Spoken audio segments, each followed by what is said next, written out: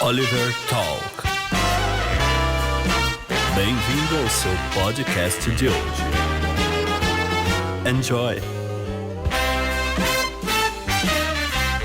Seja bem-vindo ao podcast Oliver Talk, o seu podcast que descomplica a cultura, e hoje nós iremos falar sobre como era a direita em 2013, né? Já se passou 7 anos desde as marchas, né? As famosas marchas de junho de 2013, né? As manifestações que mudaram muita coisa na história do país, né? Acho que foi um momento de ruptura.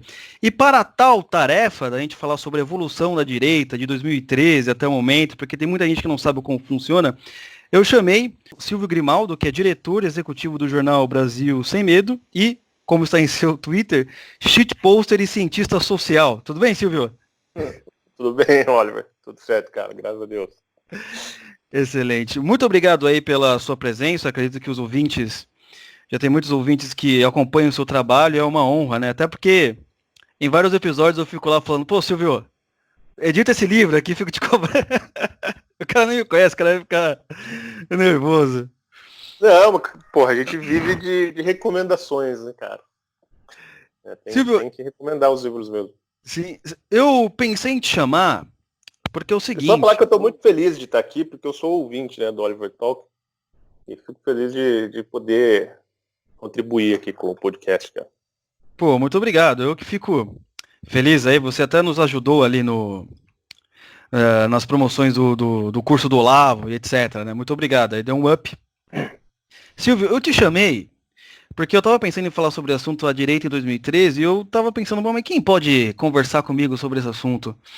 Não simplesmente, não que eu duvide da capacidade das pessoas, mas tem que ser alguém que tava, né? Que viveu esse momento, né? Que conhecia os âmbitos que estavam por trás, os esquemas. Eu falei, pô, Silvio Grimaldo é uma boa pessoa para chamar, porque apesar de eu ser muito low profile naquela época a qual eu estava mais me concentrando nos estudos, conforme o Olavo estava falando, eu percebia que você era bem ativo no Facebook ou em alguma rede social. Apesar de você não me conhecer, eu te conhecia.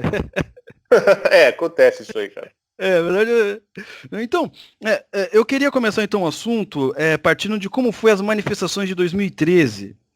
Junho de 2013. Essas manifestações, pelo que eu pesquisei, tem até um livro do Flávio Morgenstern sobre isso, muito interessante por sinal, começou com um protesto sobre 20 centavos, com o movimento Passe Livre, certo? E o que acontece? Você teve uma série de manifestações até o famoso dia 20 de junho, correto? Ah, não lembro a data, mas imagino que sim. Teve um momento ali que teve uma quebra, né? Não. A coisa mudou, teve uma quebra. Então, mas foi no dia 20 de junho, que eu dei uma pesquisadinha para não falar bobagem. No dia 20 de junho, mais de 1 milhão de pessoas foram às ruas. E onde você estava, Silvio Grimaldo, nesse dia 20? Que acho que foi a terceira grande manifestação que todo mundo saiu pra rua, cada um com seu motivo. Não sei se você lembra. Cara, no dia 20 de junho de 2013, eu, como um bom liberal, estava na França, tomando um vinho francês, comendo queijo, né, pães maravilhosos. Porque em 2013 eu morava na França. Sério? Eu acompanhei tudo de longe, assim, né? De muito perto, né? Sabendo tudo que estava acontecendo, até por conta da minha proximidade com o Olavo, né? Eu trabalho com ele. Então isso me colocava meio no olho do furacão, assim, né? Porque, não sei se você se lembra, em 2013, todos os alpinistas sociais e políticos do Brasil fizeram hangouts com o Olavo, né? Exatamente. Então eu era assim, o sujeito ali da agenda, né? Eu acabava tendo que conversar com todas as pessoas, tentar ajeitar, fazer o caminho ali até o Olavo, etc. Então eu acompanhei, né, como todo brasileiro, né, cara, acompanhou as manifestações, mas eu não tomei parte, né? Eu comecei a frequentar as manifestações já em 2014, quando eu cheguei. Eu acompanhava de lá. Pô, então eu acompanhava na sala VIP. Eu tava igual o Alex Catarino, sabe? Vão pras ruas, lutem, eu não posso. Né? Eu tava mais ou menos assim. Isso foi emblemático. Mas teve um fator assim totalmente emblemático nessa época, porque A ideia da esquerda ali naquele momento era criar o caos a partir dessas manifestações do dia, das famosas manifestações de junho. Só que chegou que na terceira manifestação eles perderam totalmente um controle da situação. No final, o povo não obedeceu a pauta que fora dada pela esquerda. Muito pelo contrário. Os negros foram lá pedir que corrupto fosse pra cadeia, para que prendesse bandido, menos impostos, e etc, etc. Cara, foi a marcha dos ressentidos, né? Porque o que acontece na minha visão? Todo mundo estava puto com tudo, né? Ou pelo Sim, menos sim. com alguma coisa. Então, essa galera, lembra, era aquele pessoal do Mídia Ninja, Fora do Sim. Eixo, Pablo Capilé, lembra? Aquele cara que tinha uma boca, assim, muito esquisita, né? Aquela turma lá, né? Que começaram a organizar essas coisas. Eram basicamente manifestações do PSOL, né, bicho? Exatamente. E aí a galera começou a ir pra rua contra o negócio do aumento do preço do ônibus. Só que aconteceu o que você falou, cada um começou a ir com as suas próprias pautas e virou uma maluquice, né? Sim, sim. E é muito interessante porque, dado essa abertura do assunto, agora a gente vai falar do que realmente é o cerne da questão, assim. O que era a direita naquela época? Em 2013, a gente estava até conversando aqui nos bastidores, né, antes do assunto, que na época, né, a gente sabia quem era de direita, assim, dava para você contar nos dedos da mão. Pois é, a Essa- direita era um grupinho, né, de pessoas que todo mundo se conhecia, se conversava, se encontrava às vezes, né? E daria assim para encher uma Kombi, talvez. Daria pra encher uma Kombi. E era interessante, porque eu sempre fui muito curioso, então eu frequentava, pelo menos fui em todos os grupos possíveis que tinha na época, né? Conheci os liberais do Instituto Mises, tal, os irmãos Quioca, tinha os ANCAPs também. Eu falei, deixa eu ver qual que é a desses caras. Eu conheci o Paulo Cogos naquela época. Acho que um pouquinho antes. Pra Ah, quem é. acha que foi naquela época, eu conheci ele pessoalmente. O Flávio Nem era Morgenstern, católico ainda, acho, né, nessa época, o Cogos. não sei de dizer. O Flávio Morgenstern eu conheci, acho que um pouquinho antes de 2013, mas ele tava esperneando, Também não era católico nessa época, né? olha, esperneando o pessoal da USP. Entrava nos grupos da USP e começava a zoar todo mundo. Cara, a direita nessa época era de fato muito esquisita porque ela basicamente não existia, né? Uhum. Ela era, quer dizer, ela não existia com influência política, né? Ela era basicamente um grupo de estudantes, né? De Sim, intelectuais. A direita era uma corrente de é, pensamento e não um movimento político, como ela se transformou, né? exatamente. Então ela era uma coisa muito incipiente, muito, vamos dizer assim, acadêmica, no sentido de estar muito preocupado com o âmbito das ideias, né? Sim. E era mais ou menos fácil de identificar você, as correntes que tinham. E como não tinha nenhuma esperança de tomada de poder, de eleição, de É nada, verdade, é verdade. né? Então, quer dizer, não tinha disputa por cargos, no final das contas, a direita era mais unida, porque as discussões elas eram no âmbito intelectual, né? Então você via, assim, se acompanhava com gosto aquela discussão entre, né, os liberais clássicos, né, leitores de Mises e Hayek e o pessoal ANCAP, né, os É, libertários, né? Aí você via assim, né, esses caras por exemplo, chamando Mises de comunista. Né? E era isso, né, o debate. Aí tinha um pessoal que gostava mais daquele lance de religiões comparadas, né, René Guénon, Fritz Shop, essa coisa que ficava discutindo lá a tradição, o Kali Yuga, o fim do Ocidente, aquela coisa toda. sim, Fedeli, né? O pessoal falava muito do Orlando Fedeli também, né? Então daí tem os tradicionalistas Gnose. Era muito católicos, louco. o pessoal preocupado com a gnose, os tradicionalistas católicos, né, que estão mais ou menos como, até hoje mais ou menos a mesma coisa, né? Produzindo aí, declamando anátemas pela internet, né? Mas eram grupos, assim, que até havia diálogo, né, entre eles, e que não tinha muita diferença, assim, vamos ser doutrinária, né, cara? Porque no final todo mundo queria abertura de mercados, É. todo mundo queria menos Estado na política, todo mundo queria um Estado que não fosse promotor de putaria e promiscuidade, né? Aí tinha assim, a briga massa era porque o pessoal lá do Pelib, sabe que tinha um negócio que chama Pelib? Peliber, não lembro agora. Era o Liber, sei lá, eles vão, Ah, sim. o pessoal é igual trotskista, né? Eles vão criando dissidências sem parar, né? E esse pessoal libertário. Mas tinha lá o Partido Libertário, tipo umas coisas assim. Então, o problema era que eles queriam legalizar maconha. Uhum. Então essa era a discussão, assim, né? Mais acirrada e tal. Não tinha muita. Todo mundo era leitor de Mises, né? Von Mises, Rothbard, né? Rachel Kahn, Olavo de Carvalho e Eric Feiglin. Todo mundo lia essas coisas. Né? É verdade, cara, é verdade.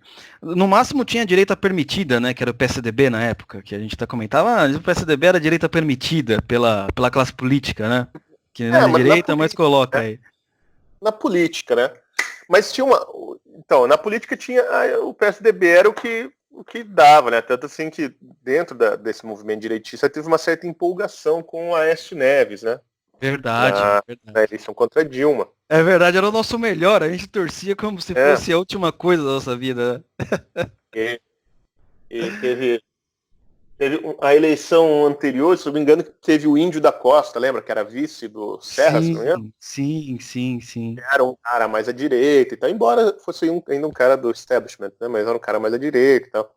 Depois apareceu o Aécio como esperança da galera.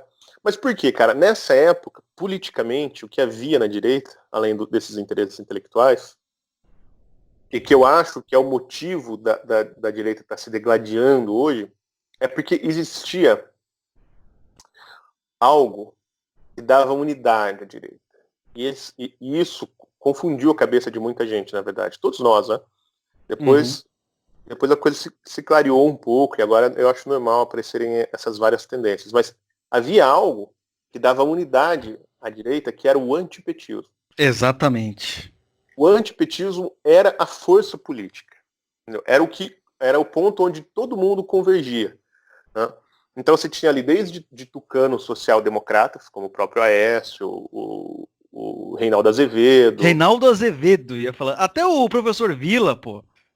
Na época, né? Vila, essa turma, né, convergia com, sei lá, com a galera do Instituto Plínio Corrêa de Oliveira, entendeu? Todo mundo convergia e todo mundo estava unido e não tinha treta. Não, por exemplo, você pegar assim, quem em 2013, quais eram os nomes da direita na mídia? Quem falava na mídia em 2013? Em nome da direita. Você tinha o Reinaldo, acho que o Mainardi também, né, um pouco. Era o Olavo de Carvalho, o Mainardi e o Reinaldo Azevedo. Tinha uma expressão, né? Tinha mais gente ali e tal, mas eram as pessoas que tinham expressão. Né? Exatamente. E hoje chamar o Reinaldo Azevedo de direitista é uma loucura. Diogo Mainardi, mais ou menos, né? A gente nunca sabe o que tá pensando. O Mainardi ele está sempre do seu próprio lado, né? A política dele é essa. Eu primeiro. Né? E o Olavo fazendo exatamente a mesma coisa que ele estava fazendo desde então. Né? Mas o antipetismo, né, deu uma certa bagunçada no Coreta. Embora ele tenha sido muito útil para unir forças, aglutinar forças, né, fazer aquilo que os comunistas chamam do acúmulo de forças, que foi necessário para derrubar, né, o esquema petista e poder eleger o Bolsonaro, né, mas ele criou uma espécie de cortina sobre o movimento que deixou muita gente confusa e iludida, né, acreditando que de fato existia uma direita com os mesmos valores, com as mesmas ideias. Verdade. E isso não foi nem depois da eleição do Bolsonaro, isso durante a campanha já começou a se mostrar inviável e ilusório. Né? Pô, em 2013 o Bolsonaro, a gente nem pensava que ele ia ser presidente, diferente dos petistas que já queriam o Lula presidente desde década de 80, os caras planejavam disso, a gente nem imaginava. Alguém deve ter imaginado o Bolsonaro, mas, ninguém falava, ninguém dava qualquer sinal que em 2018 o próprio Bolsonaro iria concorrer à presidência e ganharia. Em 2013, o Bolsonaro estava lá na Luciana Gimenez, né, o Sim. pessoal daquele CQC, não tinha um negócio assim? Aham. Ficava dando CQC, piada Luciana com Gimenez. O Bolsonaro ainda era um cara que era esculachado por todo mundo. Né? Uhum. E aí O bobo os da corte. conservadores começaram a prestar mais atenção quando ele fez o negócio do kit gay, que de fato ele implodiu aquela porcaria. Né? E aí todo mundo falou assim, esse Bolsonaro ele é meio um palhaço, mas ele é o cara que resolveu esse problema, né? Verdade, cara. E dessa época de 2013 a 2017, a gente acompanhou um pouco o Bolsonaro, a gente percebe a evolução de pensamento do cara. Não é? Nem eu imaginaria que de repente não, né? Mas que ele. Eu sabia que ele já tinha um pensamento de tentar enxugar a máquina o máximo possível, mas assim, liberal na economia mesmo, assim, até me surpreendeu. Né? Foi uma revolução muito rápida, como o próprio Paulo Guedes falou. Pois é, mas o Bolsonaro ele tem uma característica que eu acho muito importante, cara, que as pessoas às vezes não atentam para isso ou não dão tanto valor, que o Bolsonaro ele tem uma humildade absurda, assim, de observar. Né? O Paulo Guedes está lá não porque o Bolsonaro é um liberal convicto, né? Mas porque o Bolsonaro admite que não entende bosta nenhuma de economia. É verdade. Ele fala, porra, se eu colocar minhas ideias aqui não vai dar certo. Então, o cara que entende. Né? E o cara que ele entende é o Paulo Guedes. Né? Pô, tem total razão.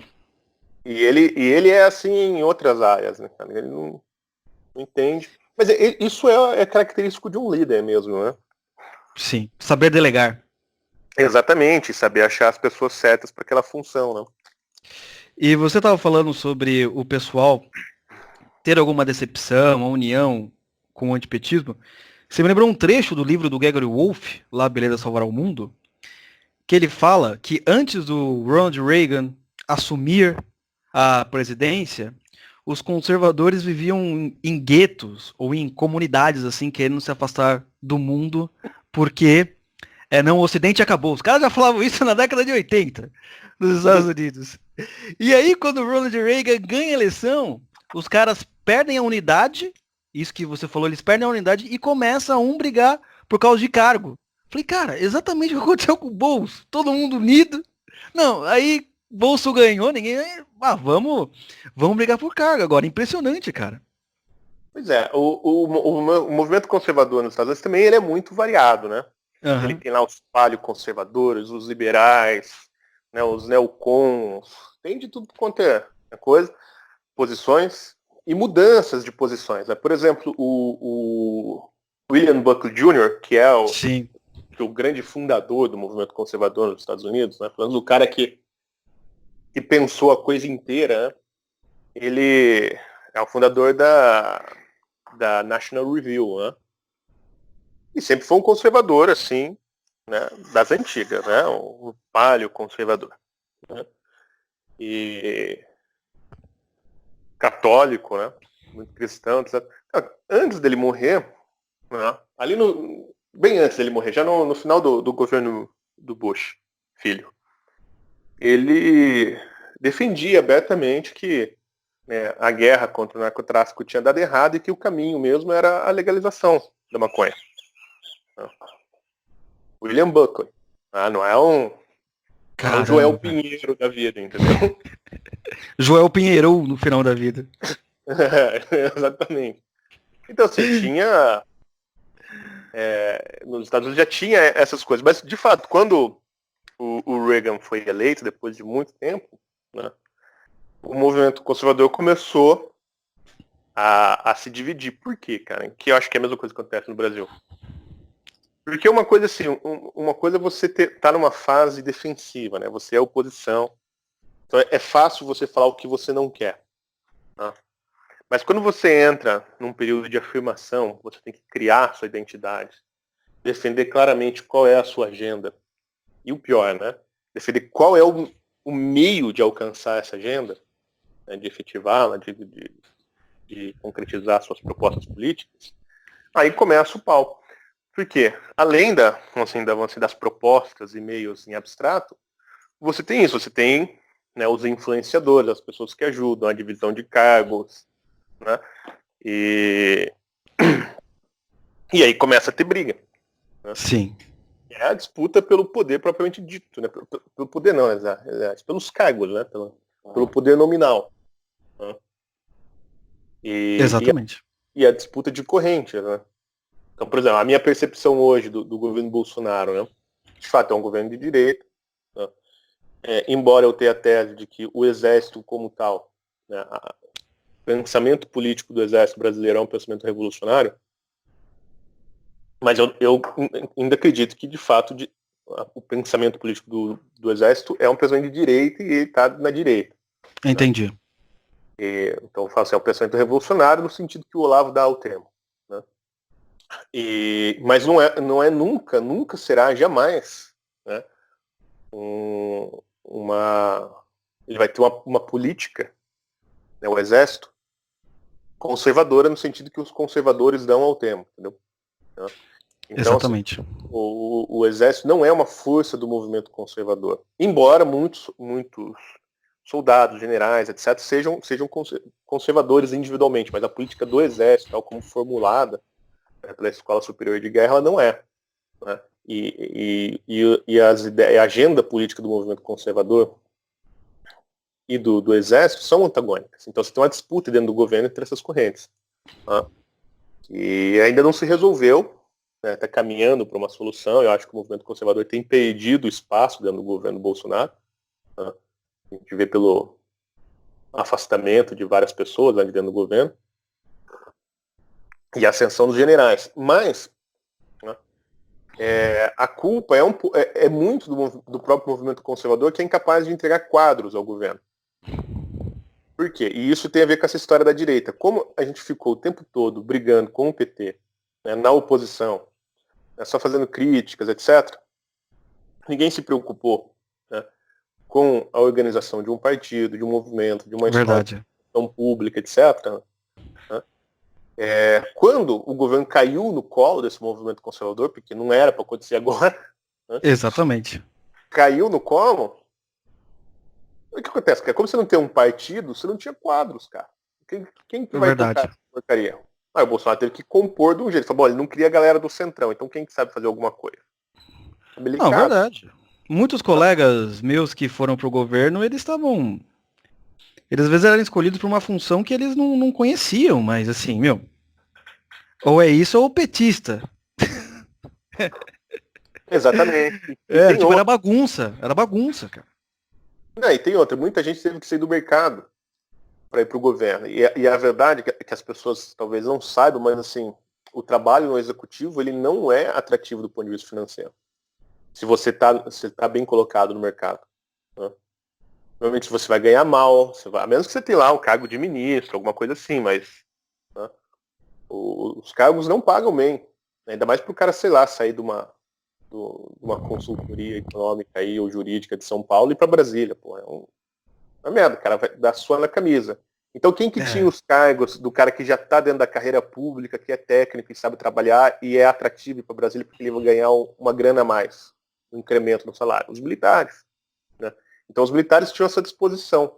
Por exemplo, eu tenho amigos no Ministério da Saúde que não conseguiram montar a pasta, a secretaria, por falta de quadros, cara. Porque como você vai arrancar um médico lá, que é cirurgião, um cara que é foda, sei lá, diretor de um hospital pica em São Paulo, para levar para Brasília para ganhar 15 mil reais por mês. Tá, 15 mil reais é um puta de um salário. Mas não para um diretor de hospital, né? Verdade, cara. Entendeu? Pra morar em Brasília, onde 5 mil um aluguel. Entendeu? Tem esse ponto, né? 15 mil, mas 1/3 do seu salário é aluguel? Entendeu? Então, assim, a direita, ela começou, não é exatamente a desmontar, eu acho que é justamente o contrário, a ganhar corpo. A gente acabou aquela ilusão de que existe uma direita que agora vai governar o país e tal. Não, agora a gente começa a perceber quem é quem, criar uma identidade. Né? Sim, sim. Que eu acho que é muito parecido mesmo com o que aconteceu nos Estados Unidos. Também teve esse movimento. Né? Por exemplo, o governo Bush começou a afastar os conservadores, né, do governo. Né? O movimento conservador foi jogado, né, escanteio. O pessoal que queria, né, assim, que os Estados Unidos não fosse um país intervencionista, né, não interferisse na política de outros países. Então essa galera foi sendo afastada. Mas foi Pois criando sim. uma identidade dentro do Partido Republicano para elas, né? Faz parte, né? Como a gente tava falando, hoje a gente não sabe mais o nome das pessoas. É tanta gente que surge. Nossa, surgiu um cara lá, e a gente também não é controlador, né? Não Surgiu e tem, tal. o Olavo tinha uma posição que eu gostava muito, cara, nessa época. Era o seguinte, falava, bom, o que vai acontecer depois não sabemos. O negócio agora é arrancar o PT do poder. Então, eu converso com qualquer um que não gosta do PT. Né? Então, assim, ele conversou lá, ele deu voz para um monte de picareta, né? Que foi aparecendo, um monte de, né, esses, Lobão da vida, tinha aquela. Pô, Lobão, cara. É, Lobão, velho. E pior que tinha a gente aquela. ficou. A galera ficou super empolgada, tal. Não, Lobão, agora é do nosso lado. Você lembra como era? Então, daí tinha essa empolgação, assim, qualquer um que estava na mídia, no showbiz, essas coisas que falava contra o PT e tal, e tinha um suposto direitismo ali, a galera se empolgava, né? Sim, é porque quem não tava naquela época não entendia que a gente era um grupo tão pequeno que às vezes, talvez por alguma espécie de conforto psicológico, quando alguém mais ou menos conhecido na mídia começava a fazer declarações conservadoras de direita, você já abraçava, não Pois é? é, pois é. Cara, a gente era muito carente. Era muito. Olha, todo mundo gostava do Pondé. Né? Sim, sim, sim. Todo mundo adorava o Pondé. Por quê? Porque ele era antipetista. Né? Então, assim, isso era normal. Agora, tinha uma certa imaturidade também de muita gente da direita que desconfiava de todo mundo. Né? Porque você estava ali já, sei lá, desde o começo dos anos 2000, final dos anos 90. E aí vinha um cara que nunca ninguém tinha ouvido falar e de repente ele brilhava na mídia como direitista. Você tinha aquela galera que vinha trabalhando há anos e tal, e não tinha essa exposição. Então rolava uma ciumeira. Aí ele começava a desconfiar. Né? E falava muito acertadamente, né? Porque o que eu vi de gente lá em 2013 falando mal já da Joyce, do Danilo Gentili, do Sim. Lobão, não é brincadeira. Lembra da Sherazade também, né? A A Sherazade. Sherazade, Que foi aquele daquele episódio que ela defendeu a população a ter linchado o ladrãozinho na favela, né? Todo mundo, isso. ó! Aquele da moradinha, ela não tinha um namoradinho vesgo aí, um tempo atrás? Que Sim, sim. da onde? Então, esse cara também fez um monte de hangout com o Olavo. Né? Toda essa turma aí. Então, só que acontece, cara, o que a direita, eu acho que até hoje não entende muito bem, é o seguinte, é um movimento conservador. Sempre vão existir, cara, os companheiros de viagem. Gente de Uhum. que você precisa, né? Pra, assim, espalhar um pedaço da sua mensagem. Uma partezinha dela. Porque ela vai levar onde você não chega. Né? Gente que pode colaborar de alguma maneira. Né? E o movimento conservador ainda não tem essa maturidade. Por outro lado, então ele acha assim, ou esse cara que é o companheiro de viagem, ou ele é um filho da puta, né, que não podemos chegar perto dele porque ele vai contaminar tudo, ele é um traidor, etc, etc. Ou ele se abraça e fala, não, é esse cara que é conservador, vamos pôr todas as nossas fichas nele. Sim. E aí o que acontece? O movimento conservador não consegue criar uma identidade, cara, porque ele fica toda hora, né, se debatendo com esses caronistas, com essas pessoas que elas são só úteis, né? Mas elas não fazem parte exatamente do movimento. Se a gente vê esses episódios passados como uma guerra, né? Todo mundo foi leal a todo mundo naquele momento que foi preciso. Senão ninguém ia sobreviver. Exatamente. A E gente não aí, tinha muita escolha. e aí, quando vira a chave, que é com a queda da Dilma, É verdade, cara. A cara da Dilma, né? aí as coisas começam a mudar, né? Quando ela é impeachmentada, daí sobe o governo do Michel Temer, Temer. que o Temer é assim, bom, ele é assim, tem que ser o último a ser preso, né? Já que a gente falava isso aí do Eduardo Cunha, né? Não, ninguém gosta do Cunha, a gente só quer que ele seja preso por último. É verdade, né? O malvado favorito, né? O pessoal também ficava assim elogiando. Nossa, o Temer usa mesóclise. Você lembra? Meu Deus do céu. O nosso nível de português era tão baixo, né? Dos presidentes, alguém usa mesóclise e a gente achava que era coisa do mundo. Que é São Sebastião Redivivo. É. E, Então, mas fazia parte. Mas aí já tinha gente que. Daí ali já começava. Não, tinha uma parte da direita que não apoiava o Temer, tinha uma parte que apoiava, tinha gente que lambia o chão onde o Temer passava. Então. Foi nessas aí que a gente teve, vamos dizer assim, a primeira grande baixa na direita, o primeiro grande racha, né, onde as coisas começaram a ficar mais claras. Eu acho que foi As marchas a Brasília? Não, a dissensão do Reinaldo Azevedo. Dissensão do Reinaldo Azevedo? É, Curioso, cara. quando ele assim, desertou do movimento. Né, eu acho que foi a primeira grande baixa. Era um cara que acompanhou toda a direita até então. Né? Porque o Reinaldo Azevedo, cara, ele tem uma história que começa lá na revista Bravo. Né? Sim. Foi editor da Bravo, trabalhou com o Olavo, trabalhou com o Bruno Tolentino. Carelli também, né? Com Carelli. Carelli. Aí eles montaram a Revistaça. República. Eles montaram a República, revista não é? República. República. A revista República. Né, que era do Reinaldo. Aí ele comprou a primeira leitura. Né, virou a primeira leitura, ele comprou lá do cara que era ministro do Fernando Henrique, esqueci o nome dele, o Mendonça de Barros. Esqueci que era o nome. A primeira leitura era, tipo assim, era a revista do órgão ideológico do PSDB, né? Mas o que na época era a direita. Né? Sim. Era a ala liberal do PSDB. Tinha a revista ali e tal. A revista faliu, ele montou o site, depois ele foi para a Veja, mas ele sempre tendo essa militância antipetista. Né? E de mais economia, mais liberdade econômica, etc. Né? Então todo mundo achava que o Reinaldo ia vir com a gente. Quando teve aquele negócio com a Aécio, né? Com o Armando Aécio, que vazava. Com o Armando Aécio, sim, lembrei, né?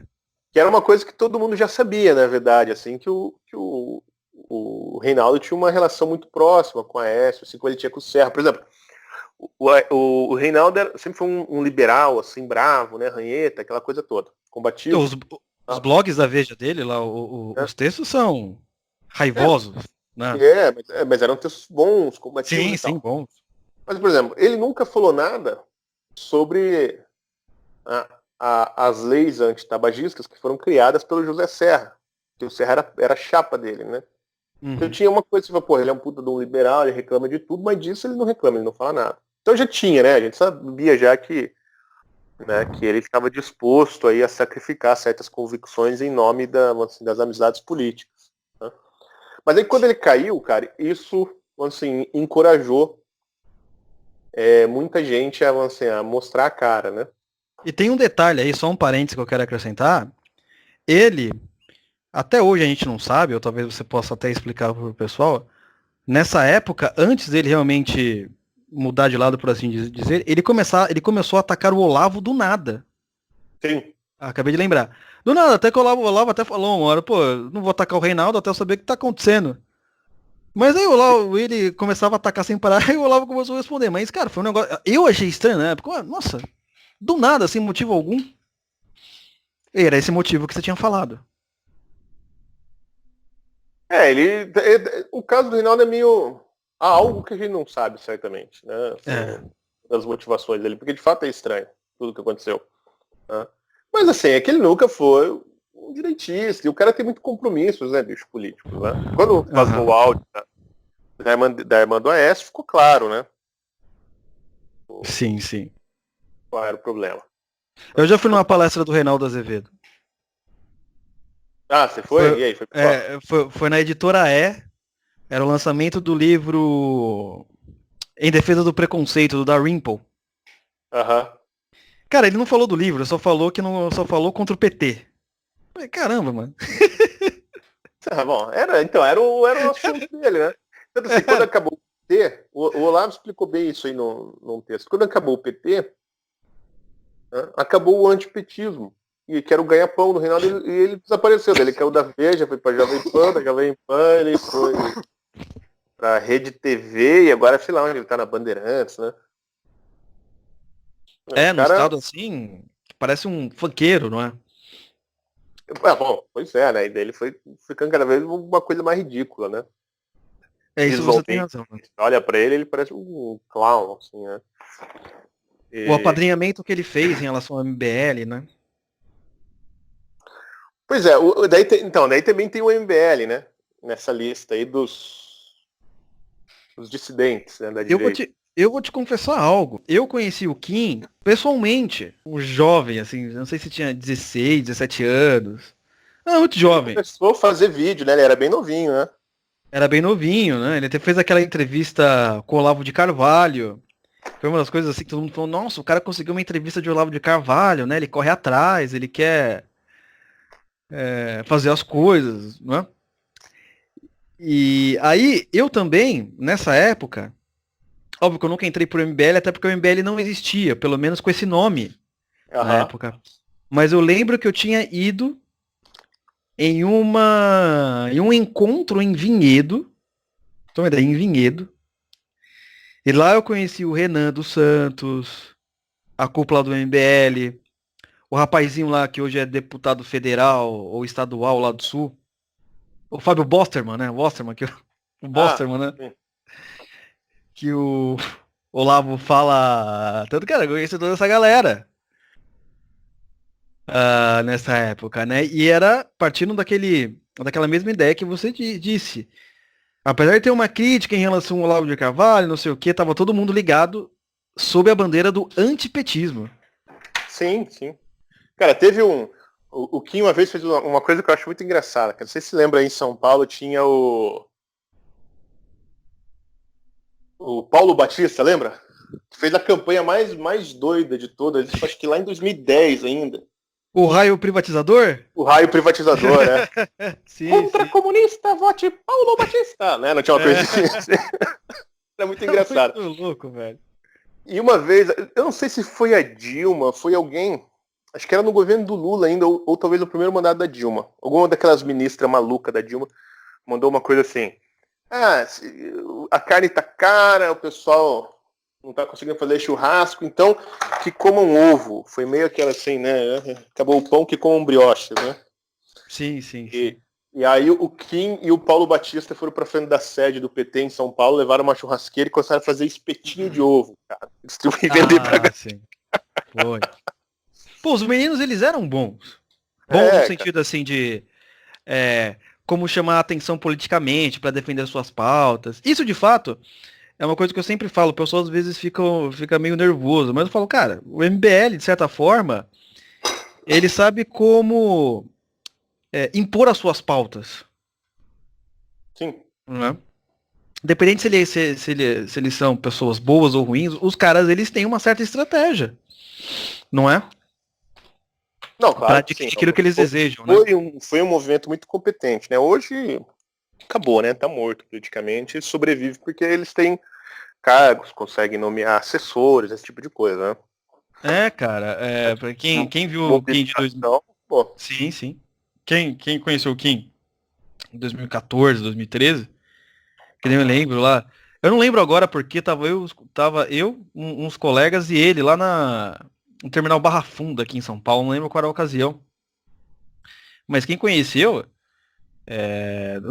não posso dizer assim que foi uma mudança, pelo menos estética, né, de como se portar em frente às câmeras, roupa, etc, assim, enorme. Daquele menino que falava de maneira baixa e tímida entrevistando o Olavo de Carvalho. Sim, muita coisa mudou, né, cara? Mas o MBL também é outro, né, cara? Se perdeu naquela porcaria daquela marcha, do negócio do impeachment, quando eles entregaram o impeachment Sim. Venderam, né? Leiloaram o impeachment pro PSDB, né?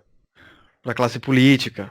E eles começavam a colocar videozinhos, tal. Não, tá vendo? Nós estamos sofrendo aqui violência aqui enquanto nós estamos indo pra Brasília.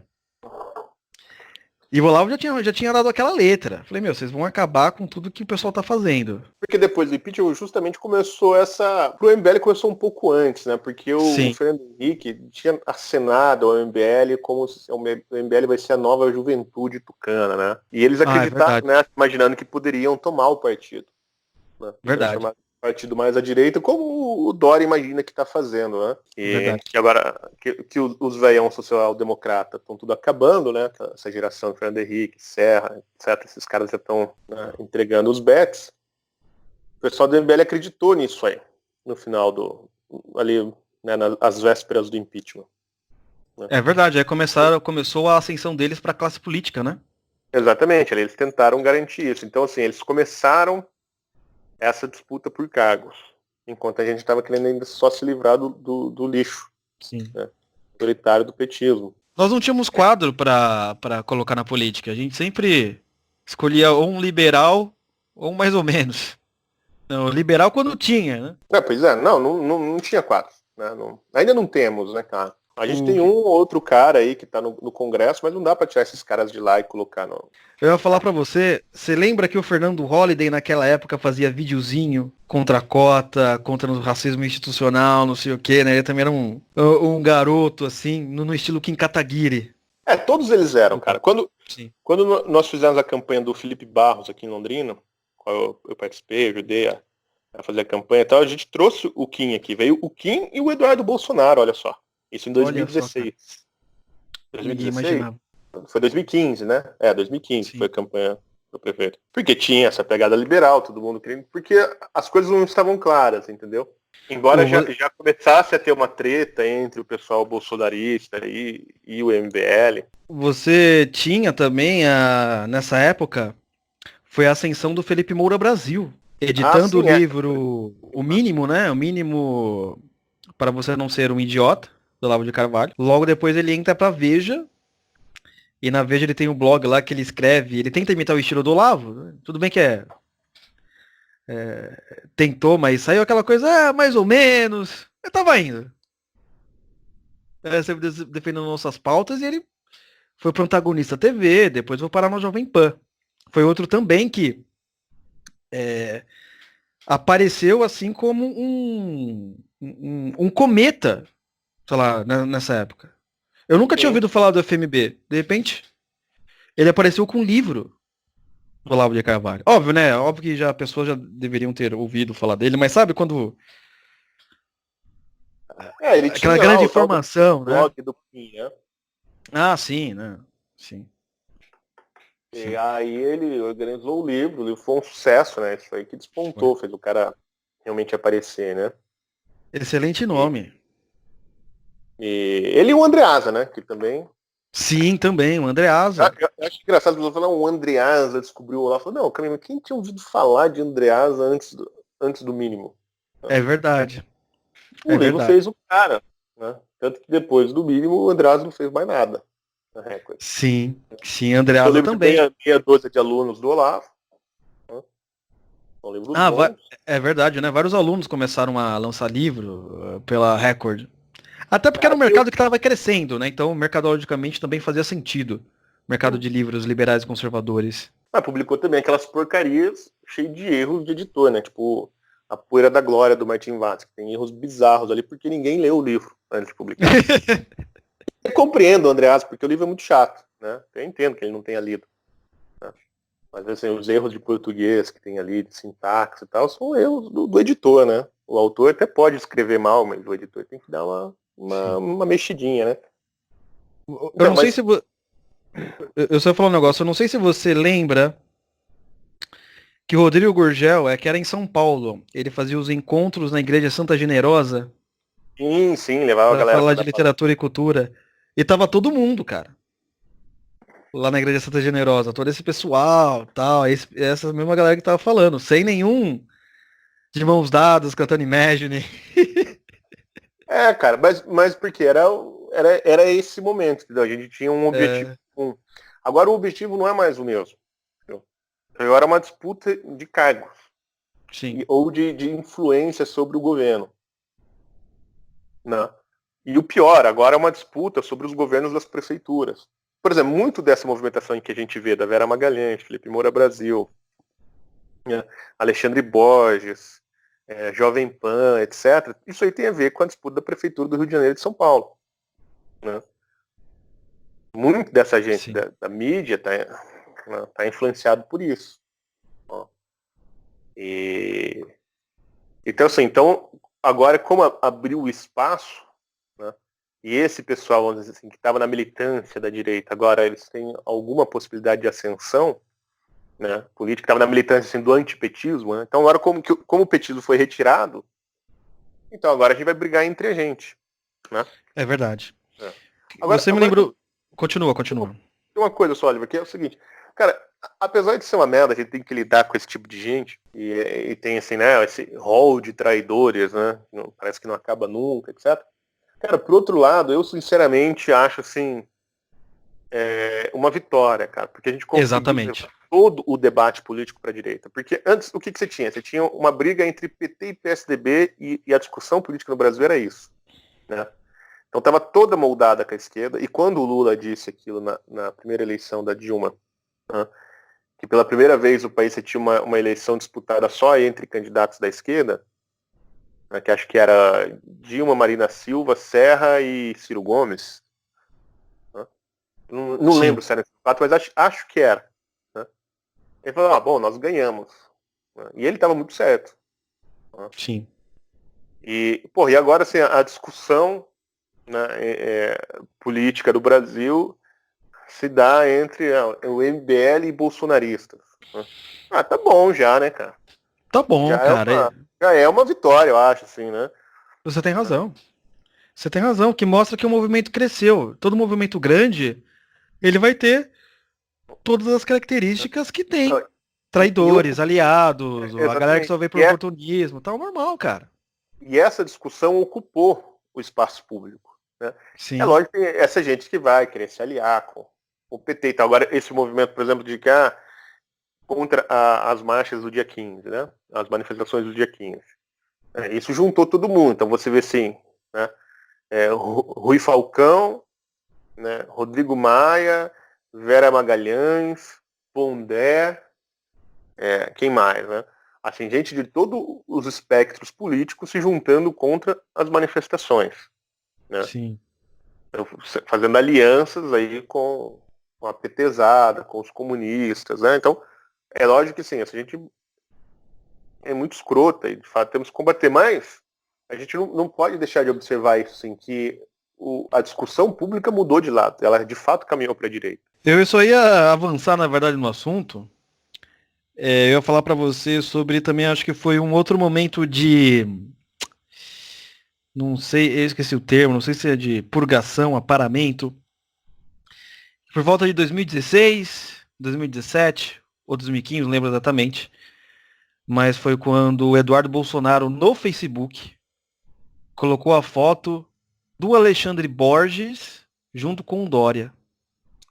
E criou aquela divisão. Não sei se você lembra, aquilo foi icônico. Acho que toda a direita que existia, ou pelo menos aquilo que poderia se chamar de direita, foi lá escrever, foram no comentário escrever. Foi lá no comentário escrever.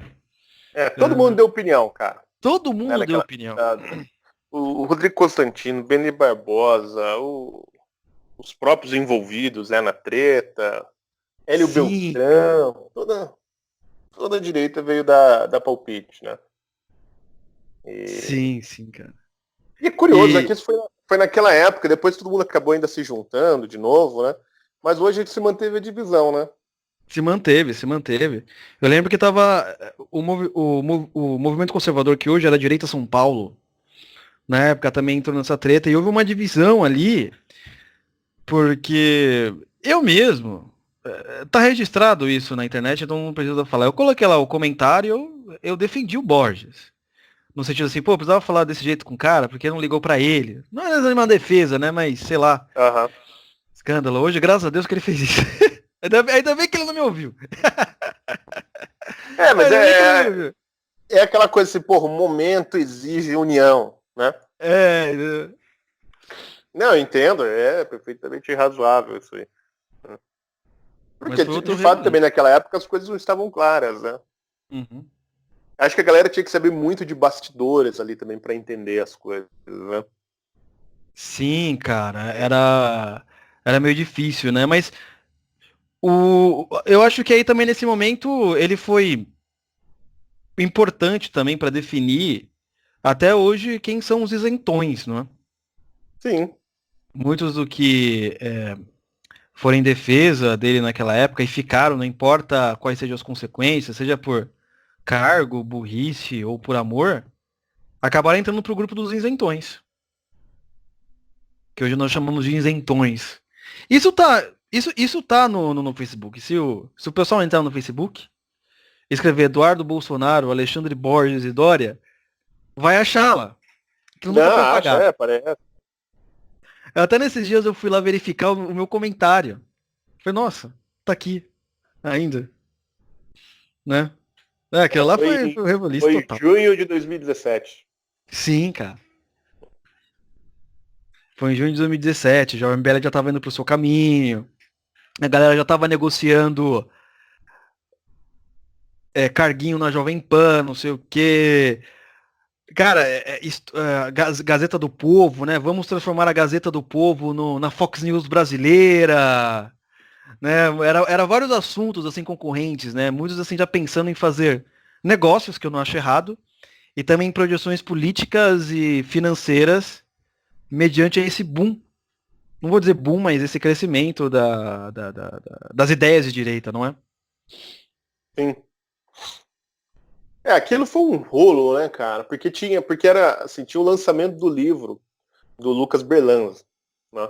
Ah, é verdade, cara, aconteceu isso Que também. chamava o Guia Bibliográfico da Nova Direita, que era ele comentando vários livros ali de autores direitistas. Não tinha nada a ver assim, com a conjuntura política da época, né? Então ele comentava Mises, Burke, Melchior, Joaquim Nabuco, Churchill, uma série de autores, né?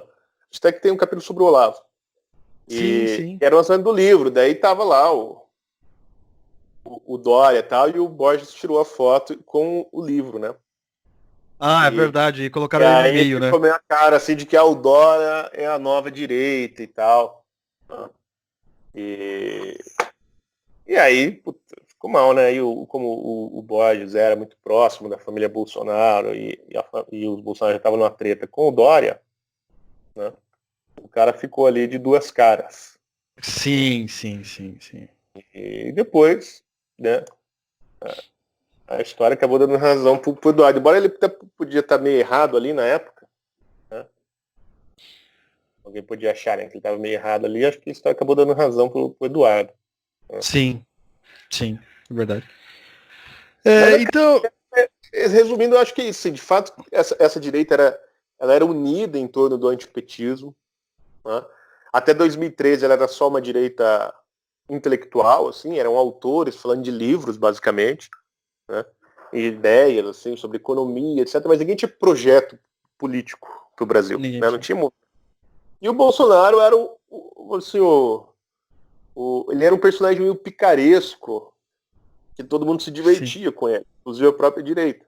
Né? Sim. E o Bolsonaro ele não foi um líder dessas manifestações. Ele foi se tornando um líder com o tempo. Né? E assumindo a liderança desse movimento, que era carente de fato de liderança, que vários tentaram, né, assumir a liderança. Né? Tanto assim que o movimento chegou pro Aécio e entregou de mãos beijadas para ele. Falou, tá aqui, ó, nós vamos fazer o que você quiser. E ele não quis, ele enfiou no rabo. Né? Graças a Deus. Né? E o Bolsonaro apareceu como líder. Quando ele apareceu como líder e o petismo caiu, né, isso gerou um vácuo, né, de poder. Onde toda essa galera que estava unida antes em torno do antipetismo, como não tinha mais o PT para eles brigarem, começou a disputar os espaços deixados, né, as prefeituras, os ministérios, esse tipo de coisa. E as verbas de mídia, né? E propaganda. Cara, 7 anos se passaram desde então e eu nem imaginaria que eu estaria aqui fazendo um podcast. Naquela época parecia que o Brasil tava um caos totalmente sem solução. Em 2013, cara. Era um negócio. Eu queria fazer uma última pergunta aqui para Foi um finalizar. período de bastante esperança também, né? Porque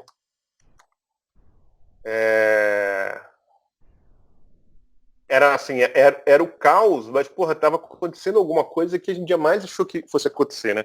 Então, It's happening. Exatamente, quando o pessoal começou a chutar a galera de bandeira vermelha das manifestações de rua. É verdade. Cara, Aquilo foi tão impressionante, né? Eu lembro que eu vi os vídeos no YouTube assim, eu não acreditava, eu voltava, ficava vendo a cena assim, do cara com a camiseta do PSTU correndo e um cara com a camiseta do Brasil dando uma voadora no cara, né? Eu falava, Ah, é caramba, verdade.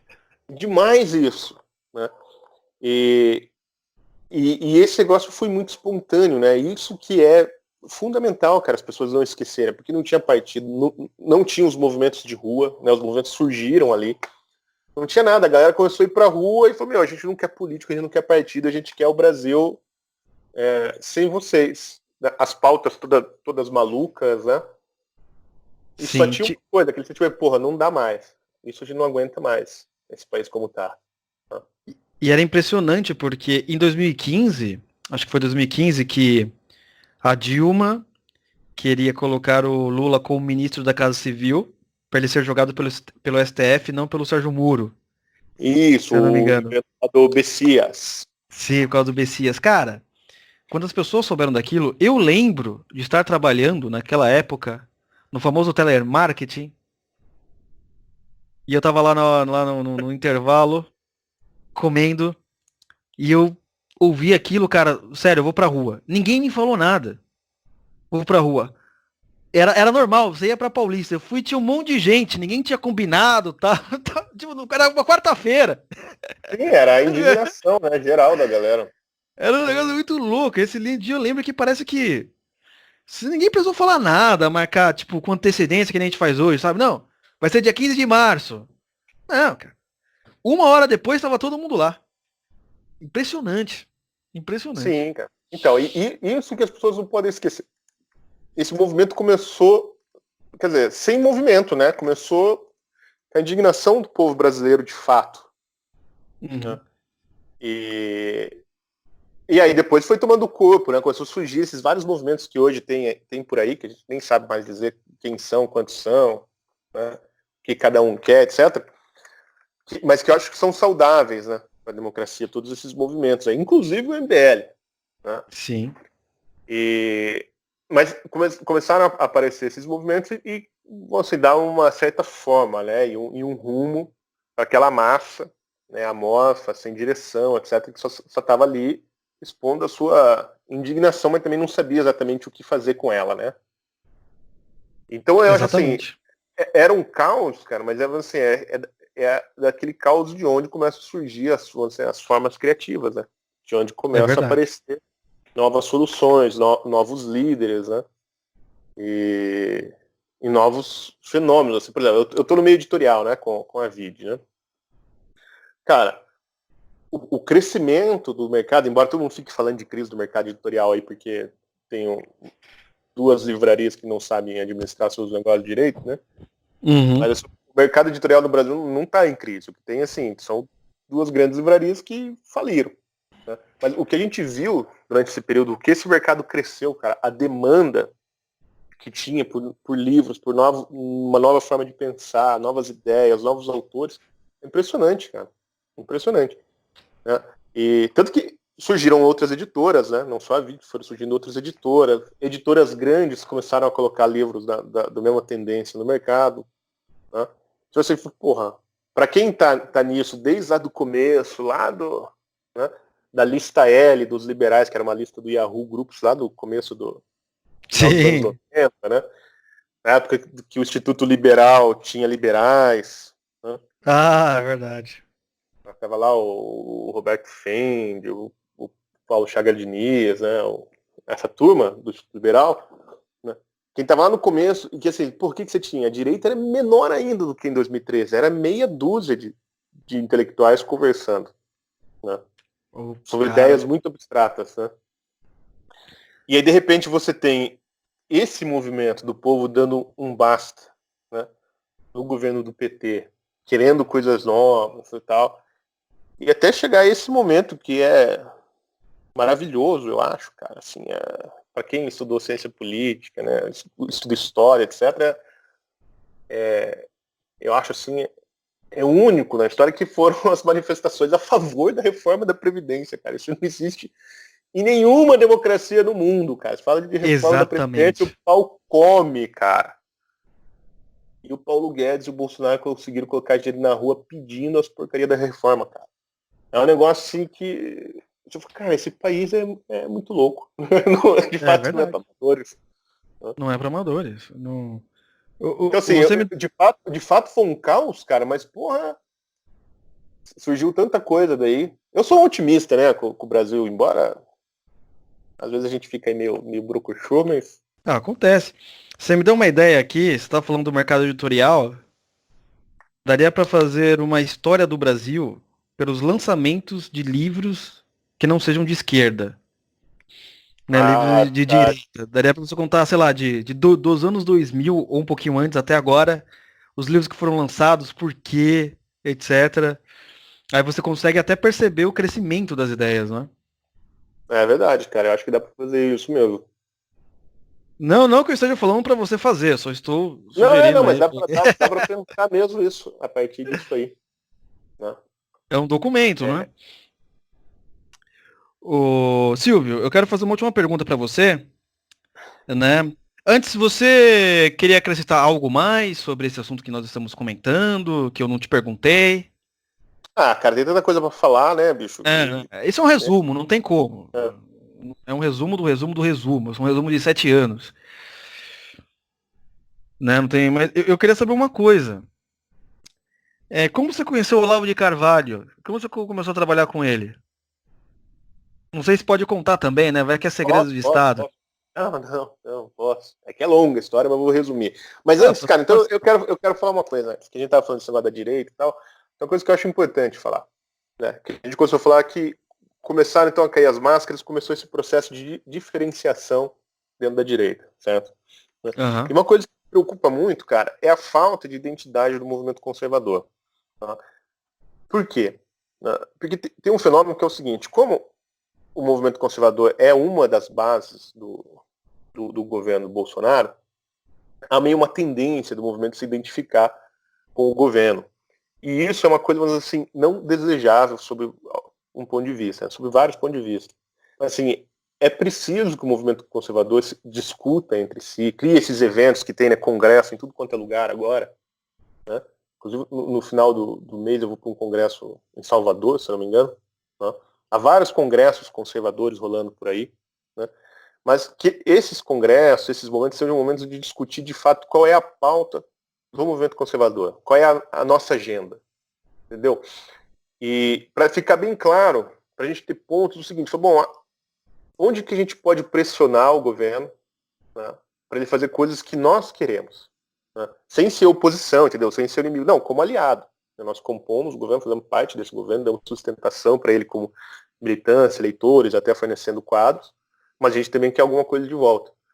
Mas se o movimento conservador não começar a fazer essa reflexão de se diferenciar assim, das outras linhas políticas que tem dentro da direita, como, né, os liberais, os militares, o pessoal aí meio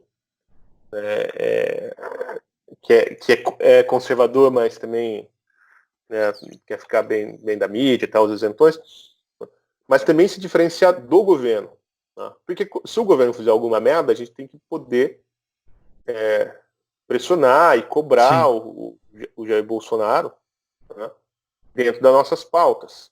Pô, e essa pauta aí da área da cultura, cara, é uma coisa extremamente complicada, né? Às vezes eu fico discutindo aqui no podcast, porque, bem, você sabe, né? Até que você trabalha com o lançamento Você trabalha na editora Kirion também, não é?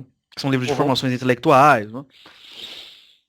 E de vez em quando eu converso aqui com o ouvinte, eu falo, a diferença normalmente assim, para você formar alguém que vai trabalhar na área cultural, você demora muito mais tempo do que normalmente as outras áreas. Não é simplesmente porque o cara ele é super especial, mas ele precisa absorver simplesmente a cultura ocidental. Pelo Sim. menos os seus conceitos, né? Então, normalmente, você demora muito mais tempo para você formar alguém nessa área. Isso eu tô falando, o sujeito nem precisa frequentar a universidade. Isso eu tô falando se ele for fazer uma jornada pessoal de estudos. Você vai demorar muito mais tempo, provavelmente com um retorno financeiro vindo de algum outro ofício não intelectual normalmente. Porque Sim. normalmente quando o cara vai trabalhar nisso, Hoje facilitou um pouco mídias sociais, tal. Se você fazer um projetinho aí de apoia-se, que nem a gente faz aqui, ou lançando curso, tal, você até consegue. Mas normalmente o cara tem que ter também um pouco de pegada, como é que se diz? Empresarial. Mas o ponto é o seguinte. Tradicionalmente no Brasil, os intelectuais que valem a pena ler ou eram jornalistas ou eram funcionários públicos. Sim, aí eu fico pensando, porque você falou do Rafael Nogueira e o Dante Mantovani. São dois exemplos, né, de conservadores que trabalham na cultura. Só que ao mesmo tempo, nós precisamos de quadros conservadores para trabalhar nessas áreas do governo. Aí a gente, o que acontece? Esses caras que estavam trabalhando na cultura vão trabalhar lá no governo e às vezes não fica ninguém aqui para trabalhar, produzir, criar cultura. Sim. Que foi o caso, por exemplo, por exemplo, que aconteceu com qual que é o nome dele? Lá O Alvin. o Alvin. Ele queria fazer, né, lá, o prêmio de teatro lá, dos melhores teatros. Tá, mas quem vai fazer as peças de teatro? O problema não é o cara ser de esquerda, o problema é que todo mundo que vai ganhar esses prêmios, eles vão transformar as peças de teatro em panfleto político. Shakespeare uma hora lá vai soltar um Viva Lula. Do nada. Eu já vi isso. Tá? Então, às vezes é um paradoxo, porque o cara tem que ir, porque, ele tem que trabalhar no governo, mas se ele for mas também fica, é um buraco enorme que deixa, porque os nossos, vamos dizer assim, pessoas que trabalham na cultura, são muito poucos, são pouquíssimos, comparado ao pessoal que está trabalhando ativamente na política, ou sendo comentarista, ou escrevendo blog, ou escrevendo site, como é o meu caso também. É uma coisa difícil também, não é? Eu acho, para mim, o grande exemplo é o Felipe Martins. Né? Eu acho que a direita fica, assim, muito desorientada sem a contribuição dele na mídia, né? Das análises e tal. Porque agora, assim, ele tá lá no governo, ele tem que trabalhar. É lógico que se ele tá fazendo um trabalho, então vai beneficiar bastante o país. Por outro lado, a gente perde bastante, porque a gente não pode mais contar com um trabalho intelectual direto do cara, porque, primeiro, que ele não tem tempo, e segundo, porque agora tem coisas que não convém que ele fale, né? Exatamente. Por causa da liturgia do cargo, senão o Rodrigo Constantino fica bravo. Né? Então, assim, de fato acontece isso, mas isso é justamente por conta dessa falta de quadros, né, do governo, do movimento conservador, para fornecer quadros, né, do governo. Porque a gente. Óbvio que isso não é uma crítica, eu não tô criticando os caras por suas escolhas, só tô falando que é um paradoxo que a gente enfrenta. Às vezes a gente só tem uma ou duas pessoas trabalhando naquela área, o sujeito vai pro governo e a gente fica sem ninguém. Tá, mas quem vai produzir aqui? Pois é, o Nogueira ele dava um curso de história pro pessoal do movimento conservador aí de São Paulo, né? Aí esse final de semana eu tive aí dando um curso para eles de leitura de clássicos. Aí os caras ficaram órfãos lá do Nogueira, pô. Agora o cara foi pra biblioteca, tem que trabalhar o dia inteiro lá, burocracia do cacete. Né? Não tem tempo. Né? Eu, quando tava em Brasília, cara, não conseguia ler nada. Você fica lá naquela porcaria lá, absorvido na política. Né? É difícil. Bom, você quer que eu responda aí no negócio do Olavo? Não, responda. Mas eu só concluindo, eu espero que, obviamente, com o trabalho que vocês façam, venham mais pessoas na área cultural, né? Que é mais demorado mesmo, como o Olavo fala, né? Essa área é um pouco muito mais demorado do que todas as outras áreas, né? Mas quando o sujeito ele tá preparado, meu amigo, ele é arrasa quarteirões. Aí, né? Cara, isso fica. Esse que é o negócio. Né? Tipo, o governo Bolsonaro pode dar super certo e amanhã pode vir um filho da puta qualquer e destruir tudo que ele fez. Agora, a cultura fica, cara. Né? Por exemplo, tem um fenômeno que eu acho curioso que está acontecendo agora. Né? Que é o seguinte, tem, né, o Elomar Figueira Melo. Né? Não sei se você conhece. O Elomar é um compositor lá de Vitória da Conquista, lá do sertão da Bahia, que compôs a Ópera do Sertão. Né? E é um cara que basicamente assim, pegou, né, as tradições católicas e populares do Nordeste, que tem raiz na Idade Média Ibérica, e transformou isso aí assim, num monumento da cultura. Né? Sim. Até ele levou a cultura popular num status assim de alta cultura universal. É uma coisa fantástica. Né? Mas como o Elomar vive enfiado lá no meio dos cabritos dele, né, dos bodes, que ele cria aquelas coisas todas, não sai do mato, não fala com ninguém, é um cara recluso, não dá entrevista e tal. Ele foi meio esquecido. Né? A esquerda gosta de falar dele. Uns tempo atrás até o Leonardo Posse estava lá puxando o saco dele e tal. Né? Porque o talento do sujeito dentro da MPB é indiscutível, né? Quer dizer, a MPB até rebaixar o cara, né? Mas dentro da música popular brasileira, de fato, sim, o talento do cara é inegável, então não dá para falar mal do cara. Mas como as ideias do Elomar são de um... Assim, o cara não é... o Elomar não é um cara da direita, mas ele é um reacionário, assim, como... Sei lá, me lembra aqueles católicos do começo do século, entendeu? Sim. A rejeição dele da modernidade, das cidades, né, das tecnologias. Na fazenda do cara não tinha luz lá na casa dos carneiros. Tinha uma certa simpatia pela ideia de uma sociedade igualitária, mas o sujeito tinha uma sociedade de igualdade, mas o sujeito tinha em si todos os elementos morais conservadores possíveis. Pois é. Então, assim, legal, ele fala de cultura popular, quando ele surgiu lá no começo dos anos 70, final dos anos 60, né? Então teve aquele alvoroço, mas aí quando for ver o que ele tá falando que era cultura popular mesmo, né? Que não era aquela cultura popular inventada ali no Rio de Janeiro, no final dos anos 60, Sim. Né, com o Da teatro turma do popular, Chico aquela baboseira toda, né? Uhum. Não era aquilo, né? Era um negócio assim cheio de santos, de mitos, de lendas, né, de devoções populares, de culto mariano, né, que falava de Deus e do diabo, etc. Pô, a gente não pode ficar falando desse negócio, então deixa o Elomar lá quietinho. Então o Elomar virou meio um totem, assim. Né? Bom, mas eu tô falando isso por quê? Cara, ele foi construindo essa obra ao longo dos anos e ninguém prestou atenção. E agora as pessoas estão começando a descobrir. Né? Uma nova geração tá vindo e falou, porra, olha esse cara aqui. Né? Olha o que esse cara tá fazendo, olha esse violão que ele toca, olha as músicas que ele faz, etc. Olha essa ópera que ele compôs. Então, assim, tá começando a ver esse redescobrimento da obra do Elomar. Quer dizer, porque ele estava acima, isso que é cultura. Né? Tudo que esse negócio da política, essa porcaria passou, aqueles caras que ficavam puxando o saco dele acabaram, ninguém ouve mais. Quem que escuta Chico Buarque hoje, né? Esse negócio acabou. Né? Só a Vera Magalhães. Exatamente. E agora vem a obra de peso, entendeu? Que é, de fato, uma síntese do que é a cultura brasileira aparecendo. E eu tenho certeza que daqui para frente a gente vai falar muito do Elomar, ele ainda vai formar muita gente, né? Essa pegada dele. Entendeu? Mas, voltando nesse assunto, ela falou assim, a cultura ela vai ficar, cara. E ela vai ficar, e ela vai educar, e ela vai direcionar os rumos da nação. A política toda vai ser tragada pela noite dos tempos, entendeu? As pessoas noite dos tempos. A política é a administração da coisa pública, cada dia um faz de um jeito. Exatamente. Ninguém lembra o nome do presidente do Congresso na época que o Collor tomou impeachment. Pois é, ninguém... Eu lembro do Rodrigo Maia. Pô, mas isso é muito importante, cara. Muito importante mesmo. Elomar, eu vou até procurar, porque eu não o conhecia.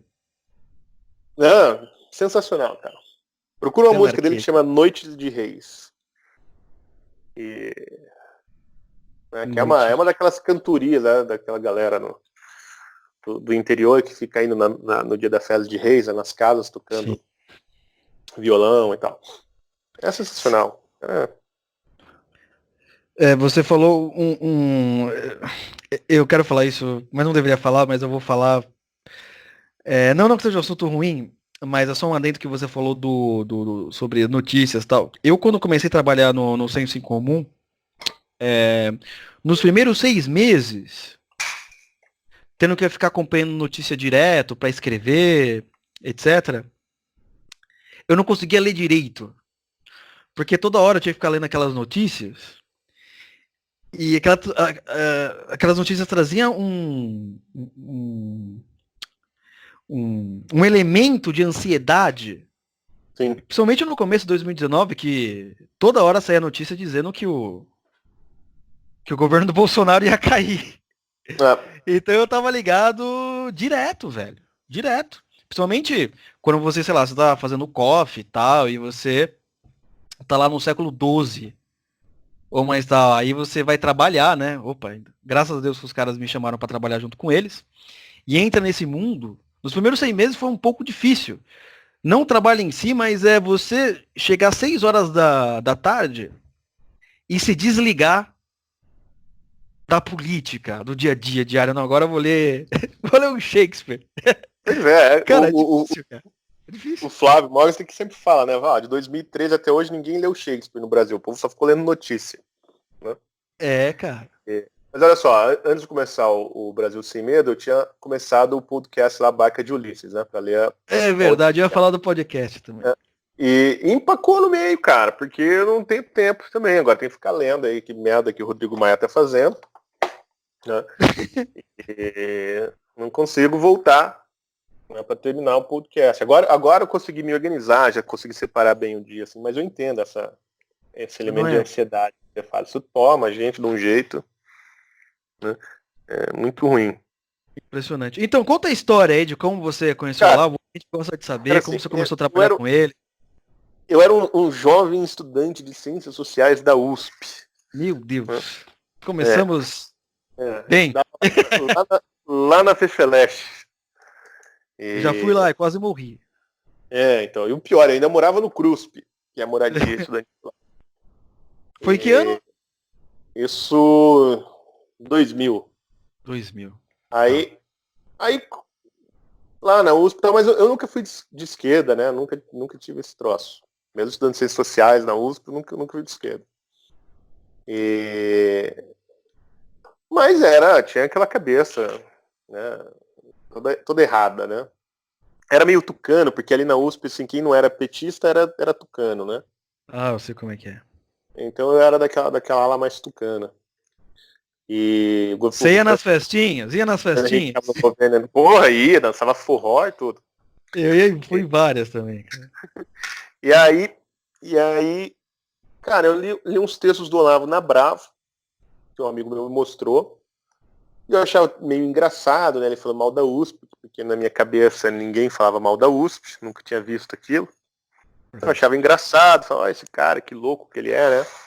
E tal. Mas eu achava engraçado, mas também ficava com aquela coisa, né? Falava, pô, mas é engraçado, mas tem razão, né? E aí eu percebi, assim, que nessas conversas de faculdade, né? De treta de corredor, assim, conversando com os esquerdistas, às vezes eu repetia umas coisas que eu tinha lido nesses textos do Olavo. Né? Meio para causar, assim, entendeu? Eu sei como é que é. Aquela lacrada. Uhum. E aí a galera ficava meio assim, falou, porra, esse negócio funciona, né? E era um uso escroto, na verdade, do que o Olavo estava fazendo, né? Era, assim, uma coisa bem, bem baixa. Mas, enfim, né? Deus pega a gente até pelas nossas fraquezas, né? Uhum. E aí, pô, vou ler mais esse cara. E aí eu comecei a ler, né, alguns textos dele que tinha no site. E, cara, daí entrei naquele turbilhão, né? Fiquei viciado, assim. Aí eu ia lá na sala de alunos que tinha, sala pró-aluno chamada, né, que tinha os computadores, impressora, que naquela época, porra, a internet era um artigo de luxo, né? Aí o site inteiro do Olavo imprimia, assim, tudo lá na faculdade. Chegava no meu apartamento e ficava lendo. E aí eu descobri o Imbecil Coletivo, né, na biblioteca da USP, na biblioteca da FEFELESH. Aí eu peguei o livro para ler, aí foi um choque, assim, né? Falei, porra, agora eu entendi qual é o problema que eu vejo aqui na USP, que eu não sabia identificar. Né? Eu imaginava que eu ia entrar na USP e virar um gênio, né? E não aconteceu. Tem alguma coisa esquisita aqui nessa universidade. E aí quando eu li Imbecil Coletivo, eu entendi o que era, né? Que, resumindo, assim, meus professores eram uns picaretas. Aí comecei a ler tudo que foi aparecendo, né, do Olavo, e aí nessa época eu conheci o Instituto Liberal e eu tinha conhecido o Meira Pena, né, o embaixador Meira Pena. Ah, sim. E aí o Meira Pena me mandava muitos livros lá do Instituto Liberal. Livros do Mises, do Hayek, né, desses autores liberais, da escola austríaca. E aí me interessei muito por aquilo, comecei a ler e fui levando meus estudos para esse lado, aí mais da economia austríaca. Né? Terminei a faculdade e tal, e aí em 2005 eu ganhei um concurso lá do Instituto Liberal, né, do Rio de Janeiro, que era o concurso Don Stuart Jr., e o prêmio era uma bolsa para fazer um curso lá em Nova York. Maravilha. Ação lá no think tank liberal.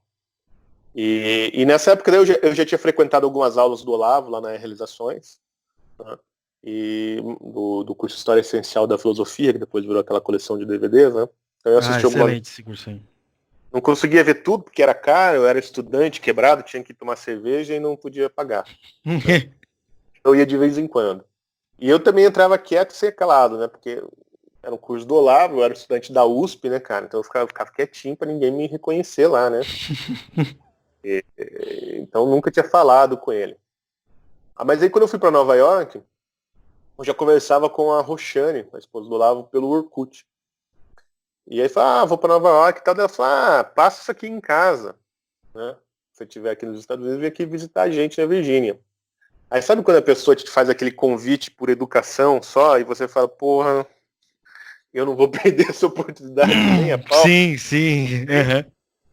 A cara dura, eu falo, então tá bom, eu vou, né? Manda o endereço. Aí fui para lá, né? E nessa ocasião, na verdade, primeiro eu fui para Washington, né, tinha conhecido um amigo que estava lá fazendo esse mesmo curso em Nova York, e o pai dele era muito amigo do Nestor Foster, né, que agora é o embaixador. Então a gente foi para Washington, na casa do Nestor, falei que eu conheci o Nestor, né, que hoje é o embaixador lá dos Estados Unidos, é muito próximo do Olavo. Né. E aí eu fui para casa do Olavo e eu fui para ficar lá, tipo, um final de semana, assim, uns 2, 3 dias, e acabei ficando 8 meses, cara. Lá, enchendo o saco. Mas né? Você ia lá ou você pousava? Não, fiquei morando na casa dele. Caramba, velho, que legal, velho. E aí depois eu acabei mudando para Boston, e aí eu ficava um tempo em Boston, aí ia para Virgínia, ficava uma semana ali. Fiquei um tempo assim, aí fiquei 1 ano mais ou menos. Nos Estados Unidos eu voltei pro Brasil. Mas eu já estava trabalhando com ele, né? Eu já cuidava do site, né? Do olavodecarvalho.org, fazia umas coisas que ele pedia. E aí ele começou a dar os cursos na Virgínia. Então eu ajudava o Eduí Ferro, que era o melhor amigo do Olavo, né? A organizar esses cursos e tal, e sempre ia para lá. Eu ajudava por lá. Até que em 2008 ele resolveu montar o seminário de filosofia. Né? Legal. E aí a gente montou o site. Mas em 2006 a gente já tinha montado o True Outspeak, na verdade, né? Sim, o saudoso True Outspeak. No final de 2006, que a gente lançou o True Outspeak. Daí fez sucesso, né? E depois lançamos o site, aí montamos a editora. Na verdade, a Vídeo, o Olavo não tem participação direta nela, mas ela foi fundada dentro da casa dele, assim, né? Lá no escritório dele. E outros alunos sentamos lá e falaram, tem que montar a editora e tal. Começou lá com inspiração dele, né? E aí foi assim, cara, conheci o Olavo, comecei a trabalhar com ele e tô até hoje, desde 2006. Então, pretendo parar. 14 anos. 14 anos, caramba, hein? Parabéns, viu? Parabéns, você é o mais próximo do Olavo que eu já cheguei. Imagina. Você é o mais próximo do Olavo. Então, meu amigo, muito obrigado aí pela sua participação, por contar essa maravilhosa história aí, pela sua contribuição. Tem algo mais que você gostaria de destacar que eu acabei não perguntando? Não, cara, se eu começar a falar aqui, esse podcast não vai acabar nunca. Acontece, às vezes acontece. Então, só os avisos finais. Pessoal, não esqueça de entrar, clicar aqui no link da descrição, na loja do nosso imperador Romanini, né? Na Wake Up Império, lá você vai ter roupas maravilhosas de vários estilos religiosos, modernos, tecnológicos, para você curtir e aproveitar para o primeiro pessoal. Inclusive, eles têm um lançamento agora, quer dizer, lançamento não, né? Já faz um tempo da camiseta dos brasileirinhos. E também não se esqueça de entrar aí aqui embaixo, assinar o Oliver Club, lá você vai poder ter podcasts exclusivos, entrar no nosso grupo do Telegram e também o nosso guia bibliográfico de podcast, que lá nós colocamos os links, etc, os livros e por aí vai para você comprar e também com fotos e extras, certo? Então, muito obrigado por você que está ouvindo. Muito obrigado, Silvio Grimaldo. Espero que você volte alguma outra vez. É só chamar. Tá? Então, um forte abraço a todos. Abraço, Oliver. Abraço, galera. Oliver Talk. Este é o fim do seu podcast. Muito obrigado.